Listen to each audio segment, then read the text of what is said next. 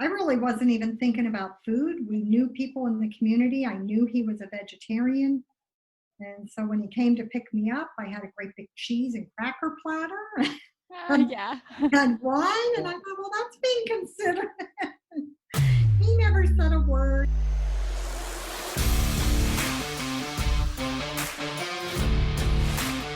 Welcome to the I Cut the Mustard show, where you'll learn how to stop stressing, stop stress eating, and start fitting into those skinny jeans. Because whether it's belly fat or bloating, stress stinks. But don't worry, you've got what it takes. You're sharp enough. You cut the mustard. Hi, everybody. Welcome to the podcast. You're going to love it today. I've got Mark and Wanda Huberman with me, who are just two of the most amazing people that you'll ever meet. They've been involved in the plant-based movement for over 50 years. Mark's been the president of the oldest plant-based organization in the world, off and on since 1977. They have so much knowledge and love to share with us today. We're going to talk about Wanda's journey and how she found herself 50 pounds overweight, even after following a fairly strict plant-based diet, what small changes she made in order to get her energy and her mental clarity back so that she could land the job of her dream. You'll also learn Mark's patient and tolerant approach with how he shares things that he's really passionate about. And then we'll talk about how the National Health Association can help you on your journey to better health.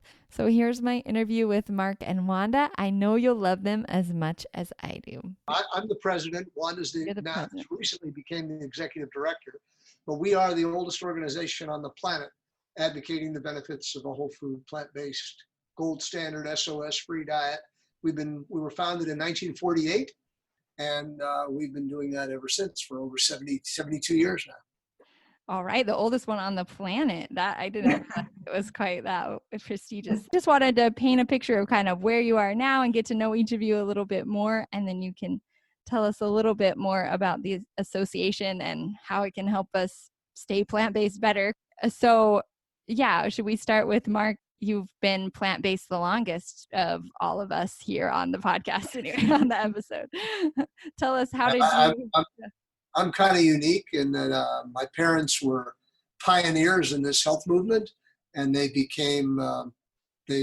wandered into the health movement just prior to my being born, a couple of years prior to my being born. They became vegetarians, and then like everybody else, it was kind of a journey.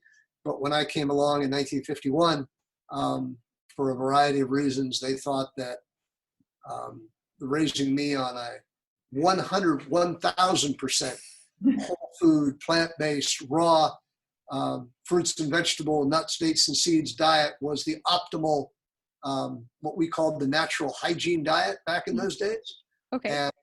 And I have been that way my whole life. I was on all raw fruits and vegetables for 32 and a half years of my career.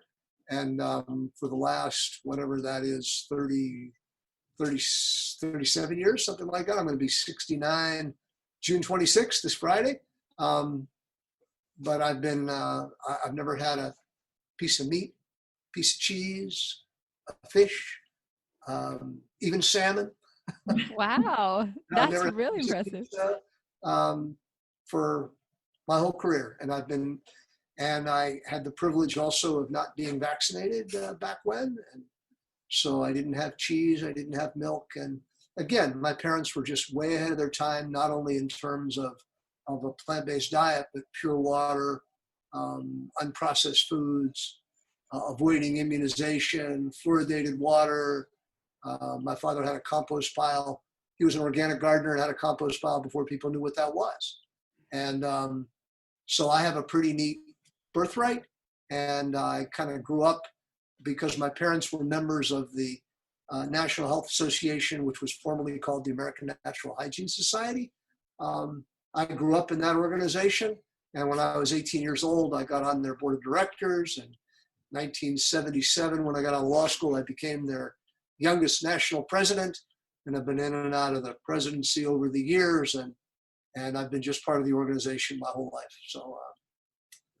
And I've had probably the greatest privilege that I've had is that the American Natural Hygiene Society, the National Health Association now, that we had is the place at our annual conferences, which we've had for 70 years, is the place where people like Joel Furman and Alan Goldhammer, T. Colin Campbell, Michael Greger, Neil Bernard, Michael Clapper, that's where they all first spoke, because we offered the first and only platform back in the day for those people to speak. So it's been a real privilege of mine to not only to be acquaintances with all those people, to consider them personal friends and kind of colleagues in the cause. And so that's the Mark Huberman story. Wow, that's really impressive. I think, yeah, like you said, it's a very unique experience in our current culture. And it's almost like I read the Blue Zones book fairly recently, and it kind of sounds like you're like one of them, right? You're back in the woods. The Huberman family in Youngstown and Boardman, Ohio was a blue zone. That's right. Your own blue zone where you had everything going for you perfectly. My father had an organic garden, and we really did it right. And we exercised, and we took hikes, and we had pure water. We led a really nice life. And so kind of like when I interviewed Hans Deal about a month ago, he said, most people think that when they read about the blue zones and they know that Loma Linda was a blue zone, that he thinks that, you just go buy a house there and like the Fountain of Youth, Ponce de Leon, you live to 150. He said, but it isn't Loma Linda, California. It's, the Adventist lifestyle that people follow. And in Youngstown, Ohio, it was the Huberman natural hygiene lifestyle that we followed that was that had the wisdom of the blue zone principles that were applied, that surrounded my life. Yeah, that's wonderful that you just started off from birth in this beautiful, perfect system, and you've never haven't really known anything else. So you don't have that same transition story that everybody else has. And I do not. People often always ask, well, gee, when you're in grade school and you're eating raw foods and everybody else is eating cake and candy on Valentine's Day, weren't you tempted, or how did you withstand that? And I always said it wasn't a willpower. It's just, I was never interested. Taste is kind of a learned behavior, and what I was never exposed to, I never really desired. And I enjoyed what I did. I enjoyed what I ate. I look forward to my big vegetable salad every day. And I don't know. I didn't really care too much what other people thought. Yeah, but that's awesome. It wasn't willpower. I wish I could say that I was a great force of a personality, but it wasn't. That isn't the case. Yeah, that's really awesome. I think that highlights actually a lot of things that I read about addiction and like overeating and things like that. What I've found personally in my life is that willpower really doesn't work. That whenever you're, if you really actually want it and you think that it's going to be great, or you think that you're missing out, that's what's making you go back to the foods that aren't as healthy for you. When it comes to alcohol, and those kind of addictions, it's not willpower. You just can't have it. Yeah. You can't have it. I mean, and I think when Wanda shares her story, she'll talk about, salt, oil, and sugar. You just can't have it. If those are risks for yours, you just got to get them out of the house. Mm-hmm. Because temptation is strong and willpower can be weak. Mm-hmm. Yeah, and especially if you've tasted it before, like you said, and you feel like you're missing out on it, then that makes it extra hard. Yeah. Well, yeah, let's go over to Wanda too, because I love Wanda. I love your story because it's kind of embodies what we're all going through as part of our family. Not everybody has Mark's story where they grew up with it, and we're all kind of at a different place in the journey. So when did you meet Mark? Is that when you started to eat more plant-based? I started to learn. So we were both in the legal field. Mark had a private law practice, and I was a claims representative. So we were adversaries. And he also, when I met him, was on the school board. And I had just moved to Boardman, and I was a single mother of a 5-year-old. And I just had some questions about getting her enrolled in the school system. And I met Mark at a legal seminar, and I asked those questions. He gave me the answers, and that was that. And I don't know, 6 months later, he called my office to speak to a colleague of mine. And I heard we had like a bullpen office, and I heard the secretary say that Attorney Huberman was on the phone. And so I told Sam, when you're done, I just need to speak to him for a minute. And so he transferred Mark over to me. And I said, oh, by the way, thanks for the information. My daughter's in school. We love Boardman. It's going great. And he was a little overly friendly. Yeah. We hung up, and I told my secretary, I said, I think he might ask me out. And sure enough, that afternoon, he called back, and I could hear the secretary saying, Wanda, Attorney Huberman's on the phone. And what he did is the lawyer I went to the seminar with is a friend of his. I was working for that lawyer. And he called Mike to see if we were an item or what he thought about him asking me out. And so he did, and I got a babysitter, and Mark was, so I was a single mom of a 5-year-old. Mark was a single dad. He was raising a 3-year-old by himself. And so our life, I really wasn't even thinking about food. We knew people in the community. I knew he was a vegetarian. And so when he came to pick me up, I had a great big cheese and cracker platter and wine. And I thought, well, that's being considered. He never said a word. He's just like, and wine. Yeah. That's wine, right? Which I also was not interested in. So we just said, well, we want to make sure we get our seats. Why don't we get going? And so we were going out to the theater, and we went to a show, and we came back, and it was late. And so it didn't strike me as all that odd that he didn't eat anything. And the next day, he brought his daughter over. It was winter in Ohio to go sled riding, and I wasn't even answering the door. I was still asleep. So he brought her back later, a few hours. He's knocking at my door again. And then it was a couple of years of that. So Mark doesn't proselytize about it. And I don't even remember when he first told me, but I knew his parents owned a health food store. And my 5-year-old was scheduled to have her tonsils and adenoids out. And I stopped at the store, and his father said, you know, Wanda, I have this book you might want to read. It's called Sugar Blues by Francis Lape. Is that right, Mark? Francis Moore LePay, I believe. LePay. And so I read Sugar Blues, and I took Heather off of sugar.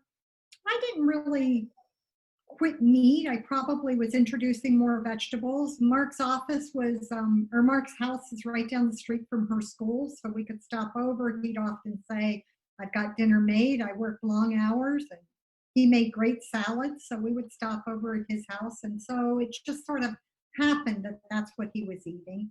There was no pot roast. I mean, you were just. And he didn't. Yeah. He didn't it was a very good salad. It was a very good salad, especially salads. So after being raised 30-some years raw, he didn't cook much. The cooking was a vegetable soup, wild rice, steamed veggies, and a baked potato was probably the whole extent of what he cooked. But I liked all of that. Yeah, that sounds Girls good. liked playing together, and so that was all nice.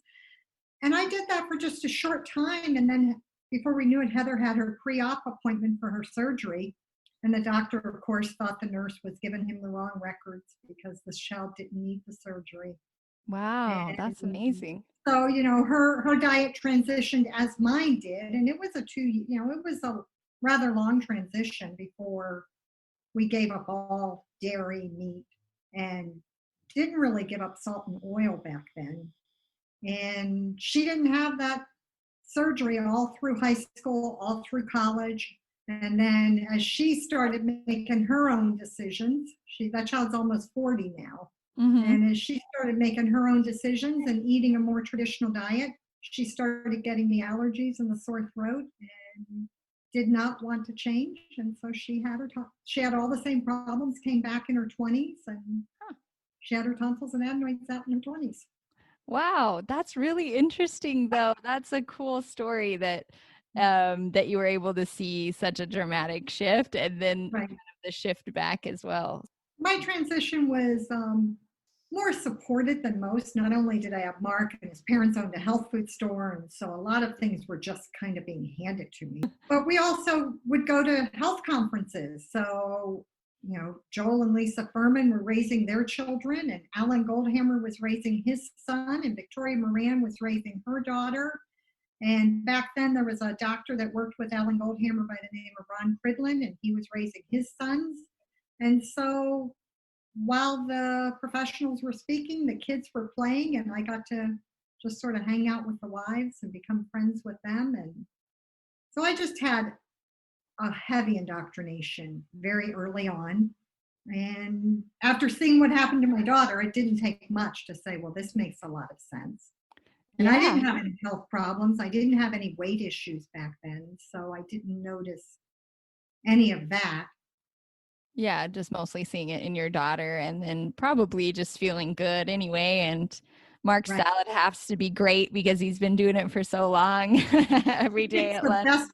He still does the grocery shopping. He picks the best produce if it's not grown in our garden. He gets the Yeah. best mangoes, and it's a privilege. Yeah, that is nice.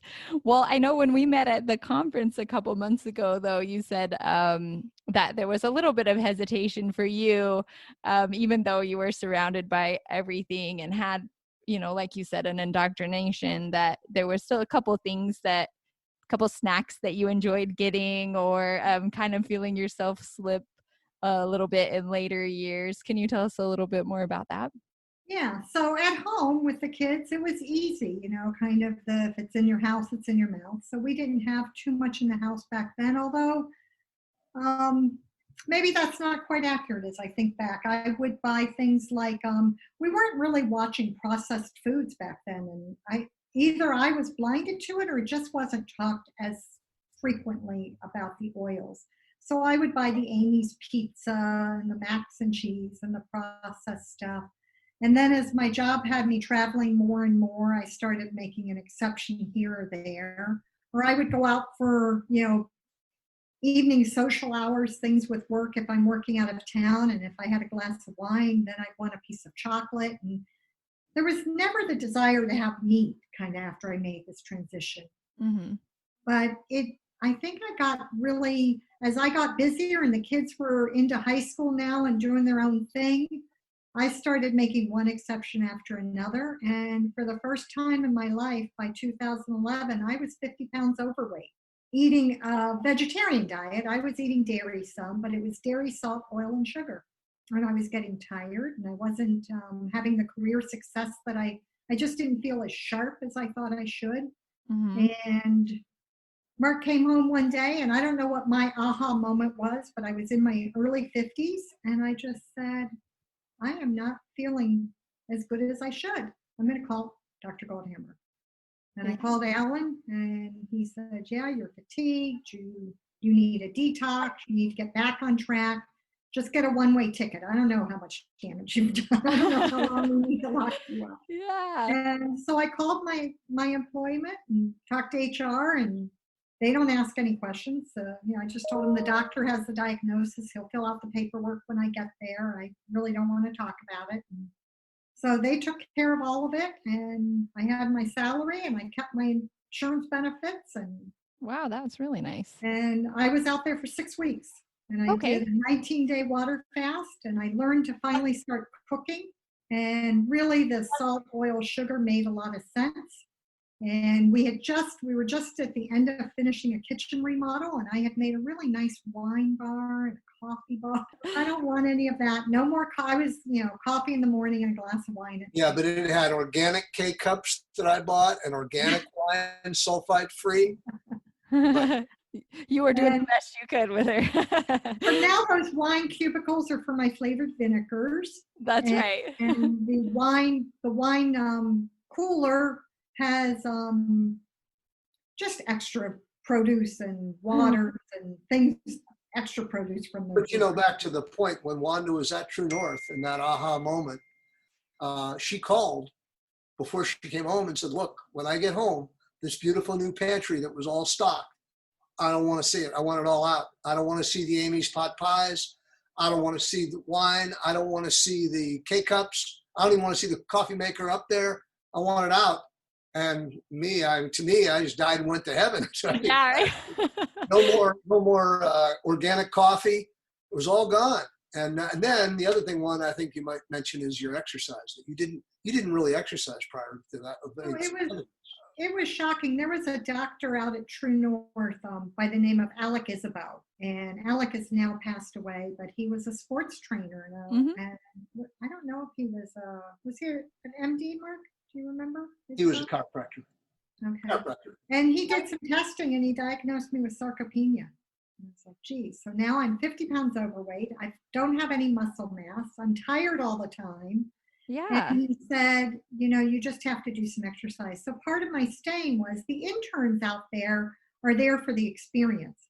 And there's plenty of them that know exercising. And so one of them started showing me how to do Pilates, and Dr. Isabel, once I broke my fast and was eating, gave me some weight training stuff. And so now I do weight training and Pilates, and I came home. So the 19-day fast, I had this 50 pounds of excess weight. In 19 days, I lost 30 pounds, but I stayed another 3 weeks. And that time of eating and working out, I gained 10 back, which is pretty normal. So I came home 20 pounds. I went out there in November. I came home, and this was the other thing. I host a big holiday party, and I have a big family. There's 50 of us with just my siblings, kids, and grandkids.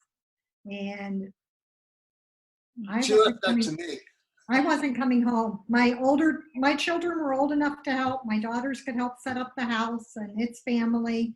And I said, no, I'm not ready to leave True North yet. I'll call and tell everybody Merry Christmas. And so I stayed out there. And when I came home, I was 20 pounds lighter. And I started working out. And by June, I think I was more fortunate. I don't know that everybody else can lose that 50 pounds, but yeah, I wasn't focused on weight. I was focused on just muscle mass and gaining health.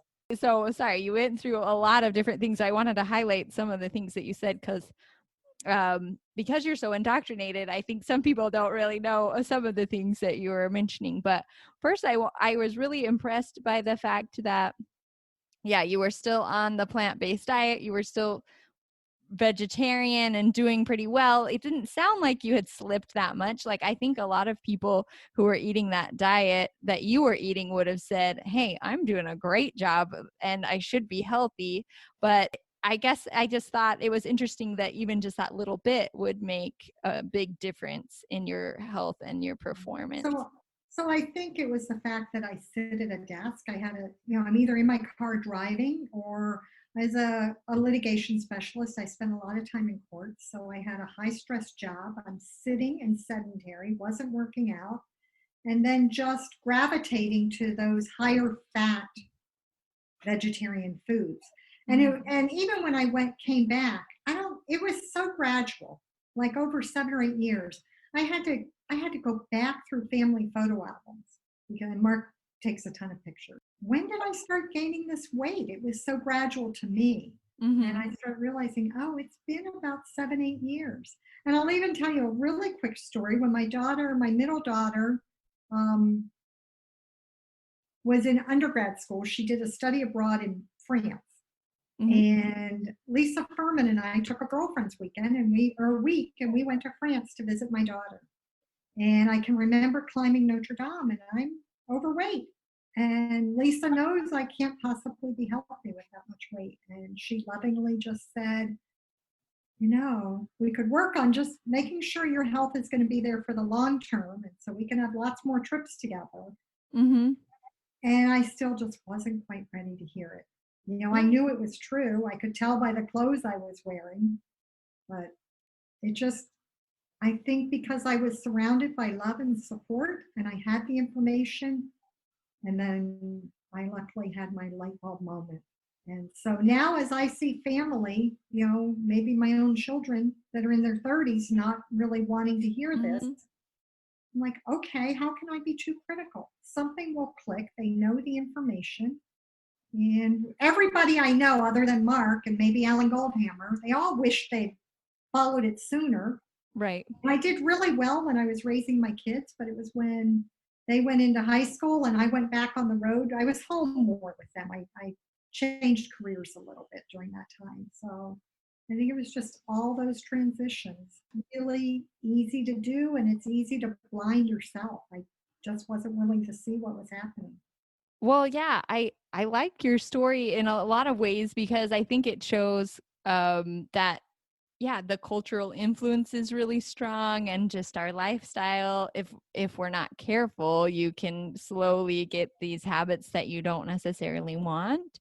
And then another thing that I was noticing about your story too is, yeah, you can be raised and live this way for a long time, but whenever you stop, you're going to start digressing. So it's not like, oh, I was healthy when I was younger, now I'm good, I can just ride that out. Right. Because it'll start to get to you. But the other cool thing is, yeah, so quickly you could just turn it around. And as soon as you changed your diet, as soon as you started exercising, stressing less, then you're just able to switch it back around. So that's To me, cool too. to me, the impressive thing is that it's 9 years. Wanda said it was a little bit of a journey, but not much. It's been 9 years that she's sustained that. And, as I tell people, and you can just look at her and see, she's younger than when I met her. She really looks great. And again, looking great is one thing, Yeah. but are you really great? Are you really physically healthy? And she is, and she's been that way. I'm going to be 69. She's going to be, can I tell your age, Wanda? You're going to hit the big 60. But she doesn't look it. I don't think I look it. But again, looks, and it's how do you feel? And where is your energy level? And what's your attitude towards life? And both of us are blessed. I mean, I'm really blessed now. And the other thing that I don't think we talk about too much is this kind of peace of mind and clarity. So we talk about you need your sleep. We haven't really talked about that, but if I think of the 4 legs of a stool that I want to sit and be stable on, it's going to be sleep, food first, exercise second. Sleep, I don't know, sleep and exercise are both pretty important. That's right. Yeah. And some form of peace of mind, spirituality. And the interesting thing that happened is that career advancement that had eluded me. When I came back, that dream job was open. And I wasn't sure I was going to apply because I applied twice and didn't get it. And I got a prompt from somebody within the company about, are you going to apply? I'm like, yeah, okay, I'm going to apply. And I got the job. And I did really well in it. And there was definitely a sense of clarity and able to work smarter, not harder, because you can't, Michael Clapper says something I love. You can't do just one thing. Everything we do, whether we eat, sleep, exercise, peace of mind, you can't put one thing in your body and have one effect. Everything we do has, that trickle down or trickle up or some sort of multiplier effect. And that's the really cool thing about this. When it works right, it works really right. Yeah, that's amazing. And yeah, do you think, you said with your career advancement and you had a sense of clarity, do you feel like it was mostly physical clarity, or like you said, it was everything kind of coming together? And mental, the mental clarity when you're in court and you're in trials and negotiating large dollar issues just takes constant kind of just being able to be on and be able to think quick. And I think because I was exercising, eating, and getting better sleep, that comes with that. But you know what else I think, Michelle, is I think that the most powerful thing about the lifestyle that we all pursue, that we're fortunate enough to understand and pursue, is that it gives you control over your health destiny, or at least a pretty good shot at it. And so, when Wanda approaches a new job, like she did, a pretty ambitious position that she took, I think there is some confidence and determination that comes with that when you know that you are in control of your life. And maybe that's no more important or valuable than in this kind of COVID-19 crazy period we're in. That, when you follow this lifestyle, there's a certain confidence that goes with it that yeah, this is a really tough time for a lot of people, but we're probably as positioned as better than most in this world to deal with these kinds of pandemic problems, because this lifestyle does allow you to control your health destiny. And that's a really pretty empowering thing, I think.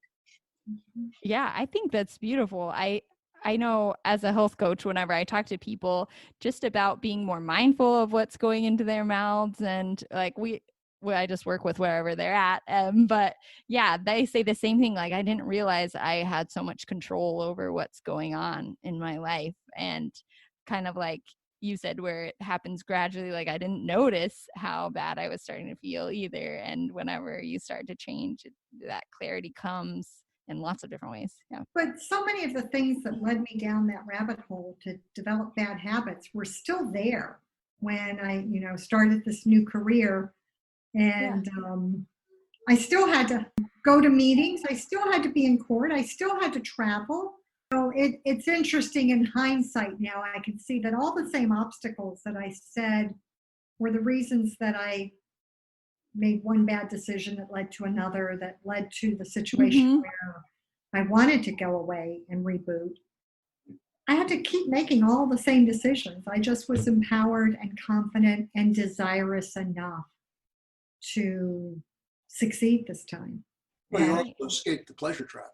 You're right. I think so. That's the difference of what I think you and I had talked about, Michelle. And people keep saying, well, if I do, and I live thinking I'm doing 80%, that's pretty good. And it was, and it's probably why I didn't have diabetes and I didn't have high blood pressure, and I was fortunate.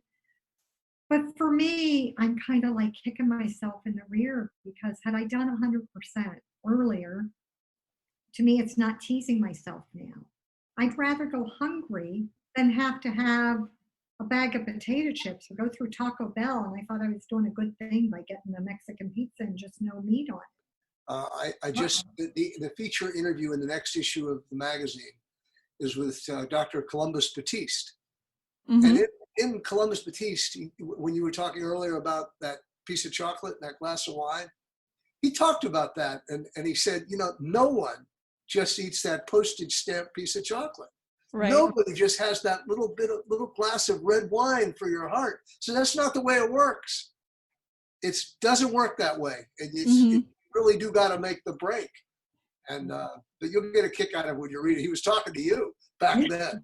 Well, and I like how you said too that it's really about your perspective too. Like, you have the physical cravings for it, but you can definitely overpower those if you have the right perspective and mindset and motivation. And even though you're kicking yourself about it, like going on that journey where you kind of let yourself go and then come back was really the reason, it helped you get your motivation really strong, so that, and it's the reason why you're able to keep going the way that you do. Right. Well, I've been so impressed by all of your friends. You said they're so loving and supportive. And Mark, too, I wanted to hear from you what it was like, because I have a lot of people that I work with that say either, number one, I can't go plant-based because my husband won't let me, right? Kind of the same excuses. And then number two, like, what do I do with him whenever I do, or my wife or whatever? Like, they're not supporting me, or they're bringing this stuff in the house. So I wanted to hear what because your perspective, your approach, Mark, was so kind. I wanted to hear what you were thinking about it and kind of how you approached it at the time when she was bringing some. Well, like Wanda said, I've never been a proselytizer. I'm Jewish. Wanda's Methodist. But I was raised in the 60s, Martin Luther King, that you judge people by the content of their character, not the color of their skin. And I have applied the same thing about diet. I've often said that if people ask me what I do, I'll talk to them all day long if they're interested. If they're not, I'll talk about sports. I'll talk about anything else, because I don't believe that you have the right to, I don't proselytize religiously. I don't proselytize about health. And I think that's a big turnoff for people when people do that in all arenas. And so I think, and I think in a marriage, you have to respect, your spouse. And you certainly, I've been in the movement long enough to know, moving long enough my whole life, to know that everybody comes from a different place. It's a journey for most people, not a destination, and that they don't see the world through the eyes through which I see it. So it's kind of not judging, and I think it's another thing that Dr. Batista and I talked about in the interview that I just did with him, is that what you do and what I take comfort in what I do with raising kids, and I think Wanda's the same. You plant seeds. Mm-hmm. You hope they'll you give them information, and you hope they'll make good choices and good decisions.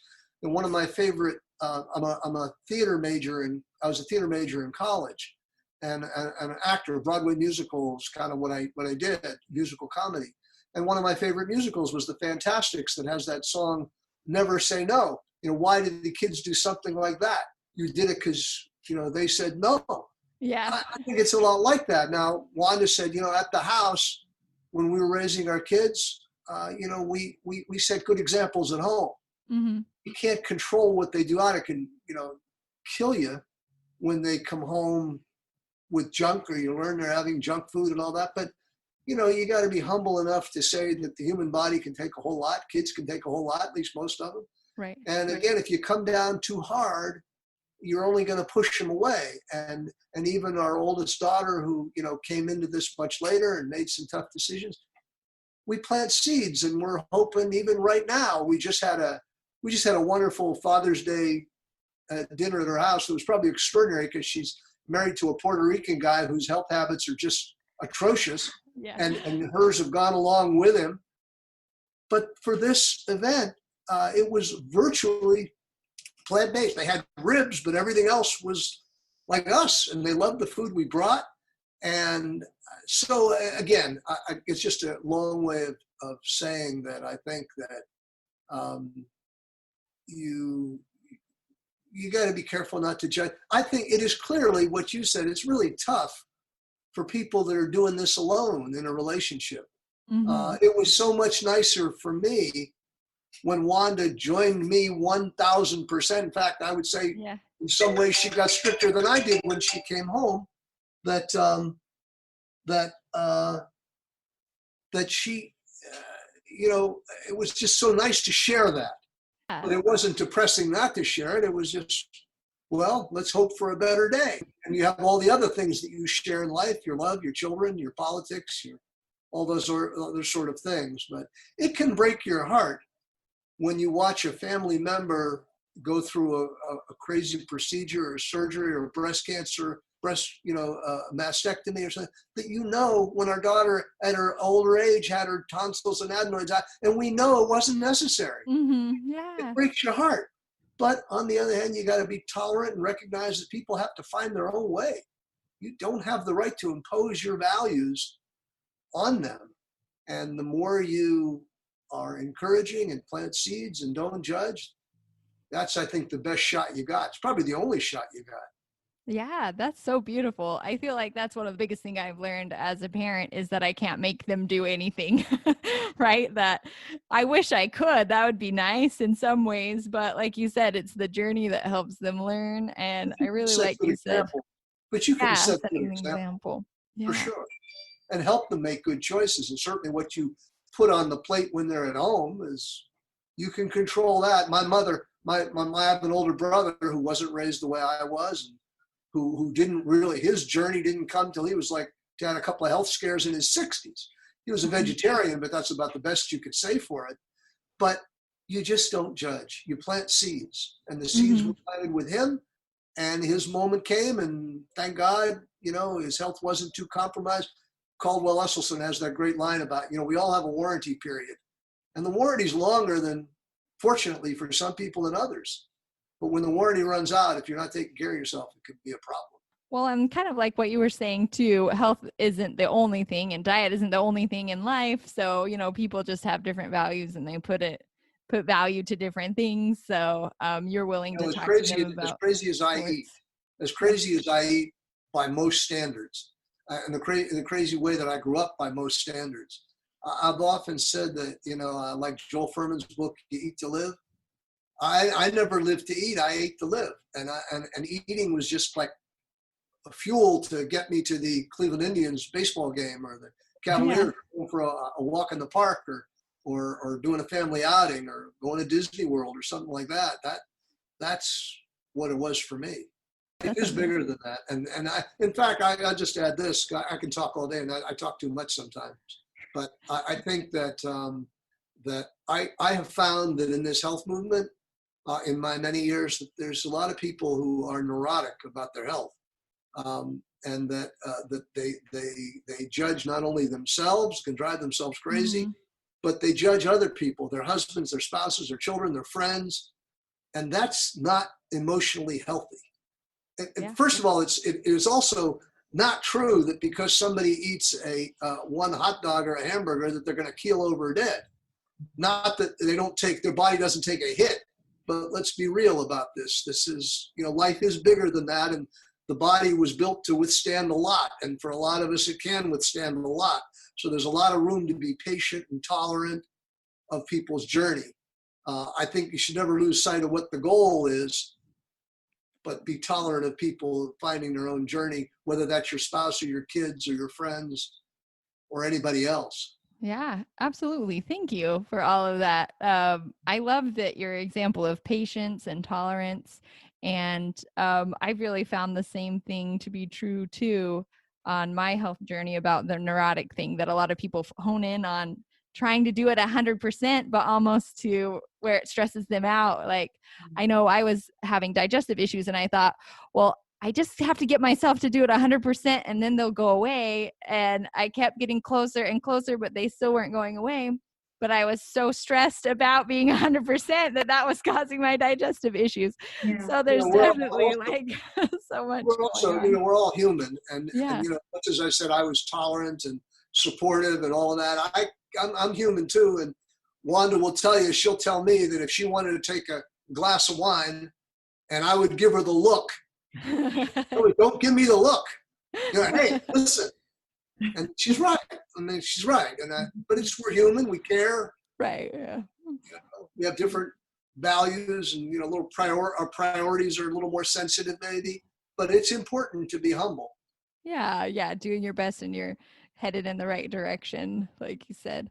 Thank you so much for coming on and sharing all of your stories. And before you go, I wanted to hear just a little bit more about the National Health Association and just all the resources that you have, because I think a lot of people don't really even know about you, even though you've been around for so long.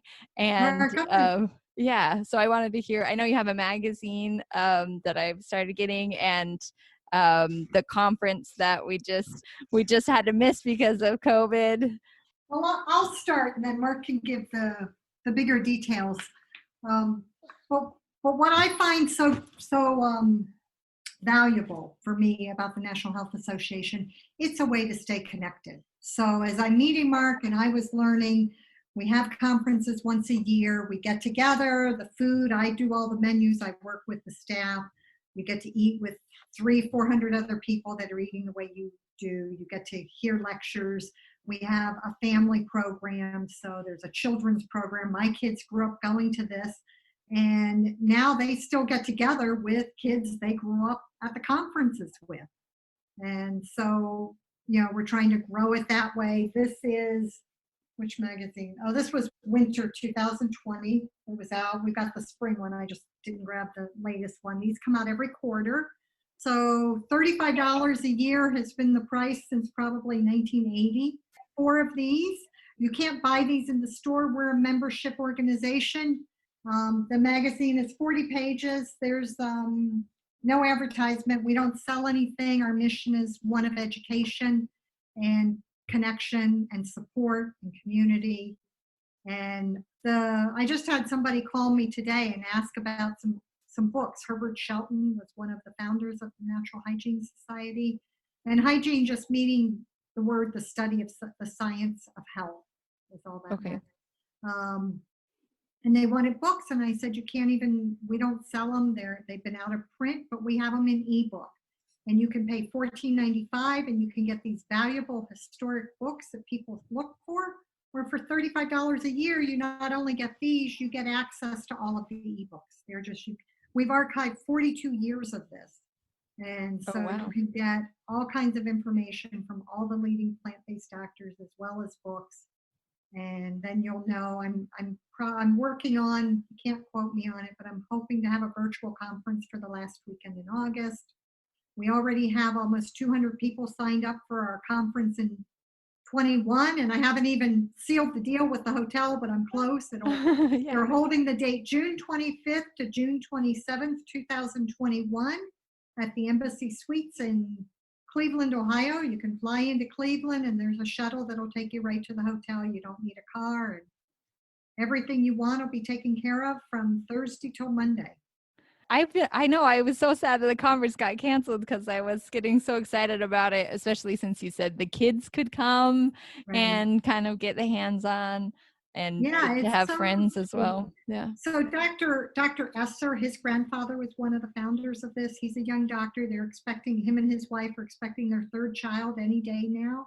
And he goes in and he talks, these doctors will go in and they'll talk to the kids and they'll relate to the kids where the kids are. And then the kids get to go hiking and swimming and play games and do a talent show. And they get to see that there's other children having fun and thriving. And I think that for me was really healthy as a young mom trying to adapt to this lifestyle. And I have to believe the same holds true for young moms today or young dads today. It's one thing for kids to hear their parents say, this is what you should eat, or this is what you, it's another to sit in a room with Joel Furman or Alan Right. Goldhammer. These are just, they have an aura about them. They're gifted people and they just see the world in a different way, which is pretty neat. And we have 3 young adults that lead the children's program. They're twins that are about 20 years old and their brother's about 16, 17 now, and they've been raised this way. So then to see somebody that doesn't look like their parents' age, but it's still, an older person, Right. I thought that was important as well. Well, and I think just the peer influence too is really helpful and to feel like kind of you were talking about community is one of your big things. And just feeling like you belong. You're not the only one because I mean, among our friends, I don't know, it's kind of hard to find like-minded people around you sometimes. So Well, it's nice to it's know. not just like-minded people, but like-minded, reasonable people. I don't say that facetiously. There are really, the people that come to our conferences are, there's always a few eccentric people everywhere, but people that come, these are people that have really thrive on this lifestyle, find the beauty of this lifestyle, and to get together with other people like that is a pretty special experience. And my parents used to say that it kind of recharges your battery when you come to one of these things, and that there are more people in the world. Wanda and I reflect about the fact that we don't get invited to, we have lots of friends, but we don't get invited to dinner very often. Right. It's not the way it is. Even family, it just doesn't happen. They, in terms of where our values are, it's just, that's okay. But just back to the NHA, you people, if they're interested in the organization, they can go to healthscience.org. We're just about to unveil a brand new website. When you said we're kind of relatively unknown, despite the fact that we've been around for a long time, one of the best kept secrets, but we have a brand new website and some social media presence that's about to be unveiled within a couple of weeks. That's going to be pretty impressive, but the URL is going to be the same. And at Health Science Magazine, if people email Wanda and I, mhuberman@healthscience.org or Wanda whuberman@healthscience.org, and they want to look before they leap, we'll send them a PDF of the latest issue of the magazine. And if they like it, they join, we'll send them a hard copy of it, and then they'll get them. And, in this era where everything's going digital and virtual and electronic copies, ours is still a real magazine. Mm-hmm. You can get it digitally if you want. If you want to be green and you want to get it that way, but it's as nice a high-class magazine like Newsweek or This Week or any that you'll see. It's really pretty high quality, 40 pages long, no advertising, really well done. Every issue has interviews with the deans of our health movement. As I say, Columbus Batiste in this one, Hans Diehl in the last one, Michael Greger before that, Neil Bernard before that. And these are the interviews. I think if there's one thing that people comment the most, is that the interviews that I do for the magazine, you not just learn, what Joel Furman thinks about nuts and seeds and DHA or whatever it is, But you learn about Joel Fuhrman, the person, who he was, his family, where he came from, the lenses through which he sees the world in a bigger place, what he thinks about the arts and all that. It's almost like, if you're old enough to remember the old Playboy interviews, and I only read it for the interviews, they were in depth. And these interviews are in depth, and people really enjoy them, I think. And, there's most vegan, vegetarian magazines out there, even the really good ones like Forks Over Knives, are basically recipe magazines. We have recipes, and every issue will have 5 or 6 recipes by the SOS-free stars like Darshana Thacker and Chef AJ and Kathy Fisher, and in each issue. But it's more than that. It's just, you'll have that, but you'll have a lot more. And I think people find it inspiring what Wanda said earlier about that connection. You get that magazine in the mail on a quarterly basis, and it really connects with this movement in a really neat way. Again, people go to healthscience.org. They can join online, or they can call us on the phone, and we can sign them up over the phone. Either way, but it's be part of a pretty neat family. Most people think that the whole food, plant-based diet health movement began when Forks Over Knives came out in 2011.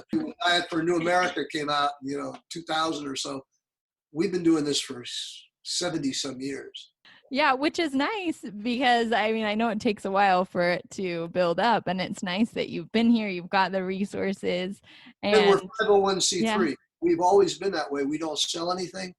We're not selling you the 28 CD package. This is just health information and be part of a community and a lifestyle that empowers people to control their health destiny. It's a pretty neat group to be a part of. I'm pretty proud of it. I can tell. I could really feel the connection in your voice too, that you've been there forever too. This is your thing. And I was actually really impressed whenever I bought the magazine recently that I got a personal email from you, and I said, they don't even have it on auto respond. Like, he sent me a real email, I was telling my friends. Yeah. True. So that's fun though, because it feels so close to you, and it feels like, especially like you said in the interviews, that you're getting to know everybody individually. That connection is really powerful, and all the quality of the doctors and the people that you interview. I'm just always impressed with how much they give back to the community whether through charity and just donating all their things through charity, or just being really generous with their speaking engagements. And it's just really nice.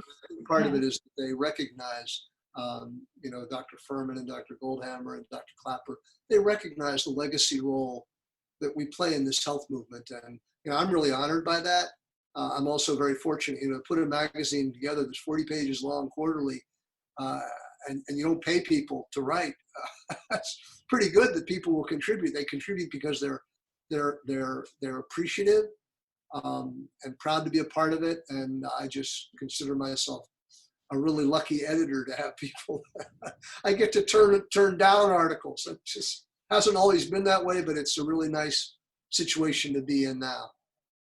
Yeah, that's beautiful. Well, yeah, thank you again so much for coming on my podcast. I'm really honored by that. And I love all the things that you shared. I've loved getting to know you guys better.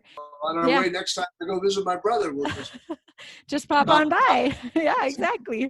We'll have some food you can eat. and right back at you if you find yourself coming. We're right in between Cleveland and Pittsburgh, right along the Ohio Turnpike. So if you're ever heading east, you'll never starve in the Huberman household. Yeah, that sounds good. I'm sure the traditions of the organic gardens going on in the back too. You should see my raised bed garden right now. It's a thing of beauty.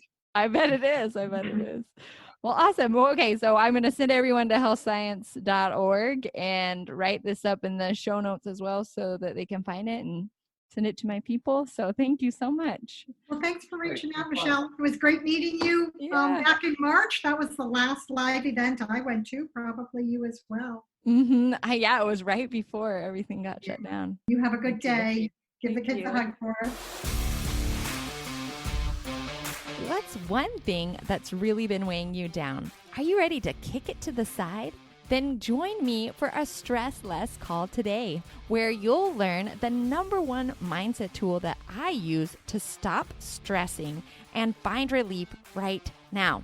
Go to ICutTheMustard.com/stressless to sign up for that call today.